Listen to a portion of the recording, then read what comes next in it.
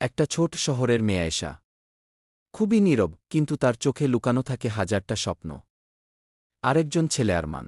সবসময় হাসি খুশি, কিন্তু তার হৃদয়ে ছিল এক অদ্ভুত ভয়, হয়তো প্রিয় মানুষকে একদিন হারিয়ে ফেলবে। কলেজে প্রথম দেখা থেকেই দুজনের মধ্যে একটা বন্ধুত্ব তৈরি হয়।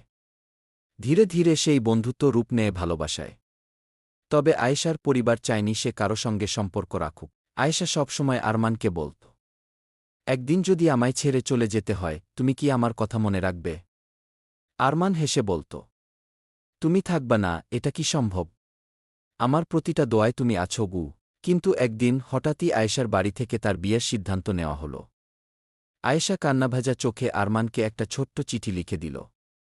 আমার দোয়ায় তুমি সবসময় থাকবা, কিন্তু হয়তো আমি তোমার জীবনে থাকব না। তুমি কখনো কষ্ট পেও না। তুমি আমার অসমাপ্ত দোয়া গি। আরমান চিঠিটা বুকের কাছে চেপে ধরল। সেদিন থেকে ওর হাসি কমে গেছে, কিন্তু আয়েশার সেই শেষ চিঠিটাই তার জীবনের সবচেয়ে বড় সম্পদ হয়ে রইল।